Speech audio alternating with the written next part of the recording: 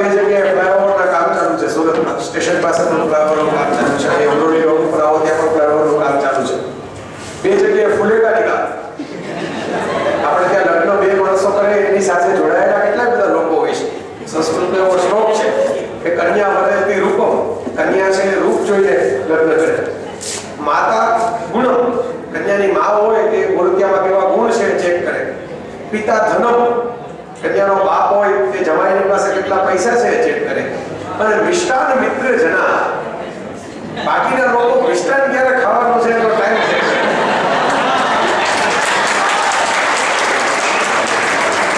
Card રાખવા આવે એટલે ચેક કરી લે કેટલા વાગે ક્યાં જમવા જવાનું, ક્યાં આપણે દાંડિયા રસ પછી પાવભાજી છે કે રગડો પેટીસ છે કે શું છે.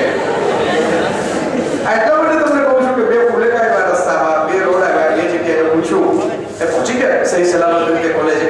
અને તમારા સાહેબોએ મોરચો સરસ રીતે 20-25 મિનિટ સંભાળી લીધો. બધા મિત્રોએ વિક્ષાપ પાઈ બધાએ એમને પણ મારા ખૂબ આભાર જાહેરમાં. મારો મુદ્દો એ છે કે જો જય વસાવાને ફિઝિકલી આવવાનું હોય તો આ મુશ્કેલી પડે. જય વસાવા ઓનલાઈન ડાઉનલોડ થવાનું હોય તો આ મુશ્કેલી ન પડે. ડાયરેક્ટ તમે વિચાર કરો, તમે ક્લિક કરો અને યુટ્યુબના વિડીયોમાં તમારે મને સાંભળવાનું હોય તો કેટલું સહેલું થઈ જાય.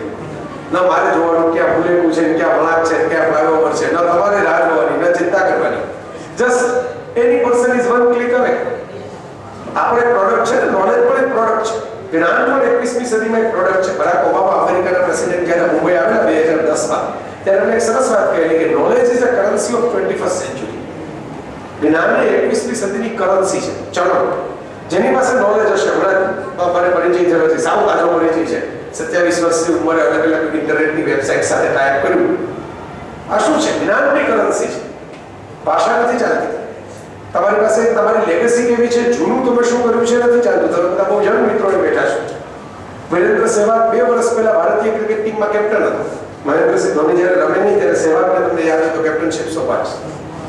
બરાબર? એટલે હમણાં જ કે હું તમને વર્ષો પહેલાની કોઈ ગાવસ્કરના જમાનાની વાત નથી કરી, હમણાંની જ વાત છે.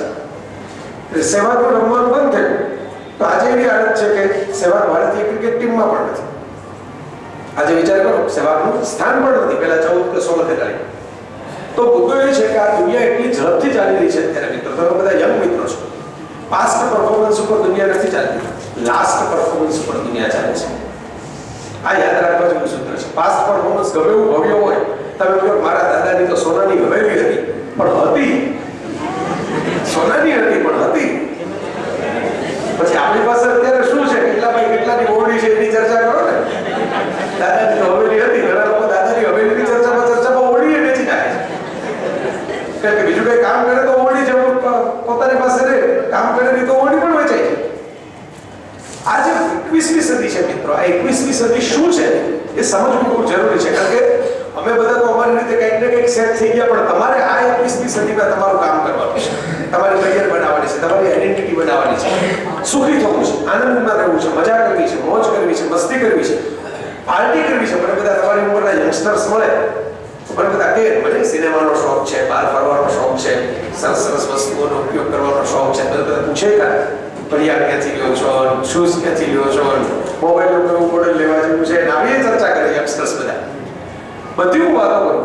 મારો મુદ્દો એટલો જ છે કે પાર્ટી કરવા માટે પણ પૈસા જોશે, પાર્ટી કરવા માટે પણ કરિયર જોશે. પાર્ટી મોહબ્બત તો કોઈ કરવા જ નથી. તમે કહો કે મારે તો બીચ ઉપર જઈને નાચવું છે, પણ બીચ ઉપર જશો કેવી રીતે? બીચ તો કઈ સામેથી આવવાનું નથી તમને તેડવા માટે. તમારે એક ફ્લાઇટ પકડવી પડશે, એક બસ પકડવી પડશે, એક કાર કરવી પડશે, કે હોટલ ભાડે રાખવી પડશે, કે પૈસા દેવા પડશે. પાર્ટી કે જલસા કરવા હોય, અત્યારે તો ટેમ્પરરી જલસા આપણે ચાલે છે, મમ્મી પપ્પાના પૈસા. પપ્પા ચેક ઉપર સહી કરે ને આપણી પાર્ટી ચાલે છે, આપણા જીન્સ આવે છે, આપણા ગોગલ્સ આવે છે. મારો મુદ્દો એ છે કે આપણે 2-4 વર્ષ જ પાર્ટી કરવી છે કે આખી જિંદગી પાર્ટી કરવી છે? આ પ્રશ્ન આપણે આપણી જાતને પૂછો. મને પાર્ટીનો કોઈ વિરોધ નથી. હું કોઈ એવો માણસ નથી તમને એમ કહું કે ના કોઈ મજા ન કરો, ફિલ્મો ન જુઓ, કોઈ સારી વસ્તુઓનો શોખ ન રાખો, સારી રીતે હરોફરો નહીં, સારી કારમાં ન બેસો, આનંદ કરો. પૃથ્વીની પિકનિક ઉપર આવ્યા છો તો મોજ કરી જ જવા. પિકનિક એમ કરવા જેવી નથી, મજા કરવા જેવી છે. પણ તમે મજા કરશો તો એક પણ મજા જગતમાં મફત નથી. એક પણ મજા મફત નથી. તો એ મજા કરવા માટે પણ આપણે પેલા પૈસા કમાવા પડશે. પૈસા ક્યારે આવશે? કરિયર હશે તો પૈસા આવશે. કરિયર વગર ઘણી વાર કહેતો હોઉં છું. મને હમણાં વેલેન્ટાઇન્સ ડે ઉપર મારો મિર્ચી ઇન્ટરવ્યુ લીધો તો મને પૂછ્યું કે છોકરીઓથી સતત ઘેરાયેલા રહેવું હોય તો શું કરવું, એટલે મેં કીધું પાણીપુરીની રેકડી કાઢી.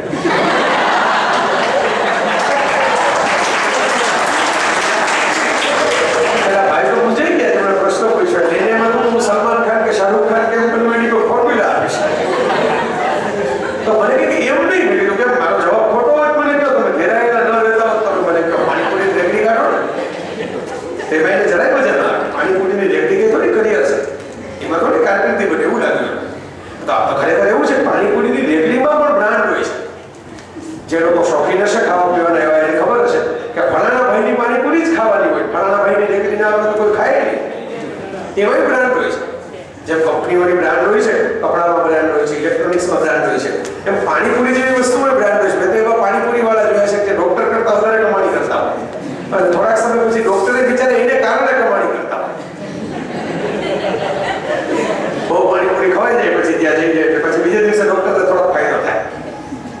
મિત્રો, મારો મુદ્દો એટલો જ છે કે આપણે બધાએ કરિયર બનાવવાની છે. આજે સમય જેમાં આપણે મોટા થઈ રહ્યા છે, જેમાં આપણે જવાન થઈ રહ્યા છે, એ સમજવા જેવો સમય છે. મેં કીધું પાર્ટીના રોજ નવા પ્રલોભનમાં આવે છે. રોજ એક નવી વસ્તુ એવી લોન્ચ થાય છે, તમને એમ થાય મારા ખિસ્સામાં હોય. દર 3 મહિને કંપનીઓ મોબાઈલના મોડલ બદલાવી નાખે છે. દર 3 મહિને ટીવીના મોડલ બદલાઈ જાય છે. દર 3 મહિને એક નવી ચેનલ લોન્ચ થાય છે. તો વિચાર કરો, આખો ટાઈમ એવો છે કે જે બહુ જ ઝડપથી બદલાઈ ગયો છે. તમે પૈસા ખર્ચો એના માટેની અઢળક વસ્તુઓ એક પછી એક આવવા લાગે. તમે જે વસ્તુ લઈને ઘરે લઈ આવો ને, આ મસાલા ઢોસો ખાવા ગયા હો ને એના જેવું છે. તમે જે ઓર્ડર કરો પીઝાનો, મસાલા ઢોસાનો, બાજુની જે વાળાની થાળી બાજુ આવે જોઈને એમ થાય કે આપણે વહેલો ઓર્ડર આપી દીધો.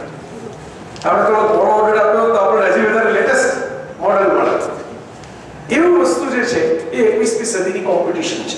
હું તમને આ બેકગ્રાઉન્ડ એટલે આપું છું કે તમને ખબર પડે કે આપણે કઈ દુનિયામાં જીવવા જઈ રહ્યા છીએ. આ દુનિયા નવી છે. આ દુનિયા અગાઉ નહોતી. 5000 વર્ષથી દરેક નવી પેઢીને કંઈક નવું નવું તો મળતું છે. એવું નથી કે આજે જ નવી પેઢી થઈ, પહેલા કોઈ નવી પેઢી હતી જ નહીં. આજે જેને આપણે ઓલ્ડ જનરેશન કહીએ છીએ એ ક્યારેક જોવાને જ હતા. એ 15 વર્ષના હતા, એ 20 વર્ષના હતા, એ 22 વર્ષના હતા, 25 વર્ષના હતા, એ કોલેજમાં જતા. એમના ટાઈમમાં એમના પણ જલસા હતા, એમાંય સિનેમા હતું, એમાંય ગીતો હતા, એમાંય નાટકો હતા, એમાંય એન્ટરટેનમેન્ટ હતું, એમાંય કપડાઓની ફેશન હતી. પણ છેલ્લા 20 વર્ષમાં જે દુનિયા બદલાની છે ને, એવી દુનિયા છેલ્લા 20,000 વર્ષમાં બદલાની નથી. છેલ્લા 20,000 યાર, ભલે આપણે બધા કહેતા હોય કે કલયુગ છે, કલયુગ છે, પણ અત્યારે જે યુગ છે એવો યુગ ક્યારે હતો જ નહીં. આ એવો યુગ આવી ગયો છે. છેલ્લા 20 વર્ષની અંદર ટેકનોલોજીએ જે ક્રાંતિ કરી એને કારણે આખી સાયકોલોજી બદલાતી જાય માણસ. તમને સાદું ઉદાહરણ આપું. એક જમાનામાં દિવાળી એટલે શું, લોકોને મળવાનો તહેવાર. દિવાળીએ બધા રજા લઈને ઘેર આવે બહારગામ. તો આજે ઉલટું થઈ ગયું. દિવાળીએ રજા પડે એટલે બધા બહારગામ જતા, ઘરે હોય ને ઘરતા હોય. પહેલા ઉલટું હતું, લોકો બહારગામ હોય એ ખાસ નોકરીમાંથી રજા લઈને ઘેર આવે, સગાવાળાને મળવા આવે. પછી શું થયું, ટેકનોલોજી આવી. ટેકનોલોજી આવી એટલે લોકોને કાર્ડ પ્રિન્ટિંગ થવા લાગ્યા. કાર્ડ પ્રિન્ટિંગ થાય એટલે લોકો બધાને તો મળવા જવાની જરૂર નથી, આપણે કાર્ડ લખી નાખીએ તો ચાલે.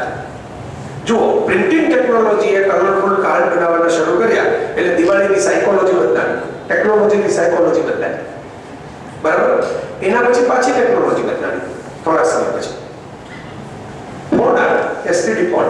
એસટીડી નો જમાનો હતો, આપણે નજર સામે આવ્યો, નજર સામે પૂરો થઈ ગયો. બરાબર? પહેલા એસટીડી ના બૂથ હતા, વિદ્યાર્થીઓ ખાસ ત્યાં જાય, બહારગામ રહેતા હોય, હોસ્ટેલમાં રહેતા હોય, ફોન કરવા માટે વારા કાઢે.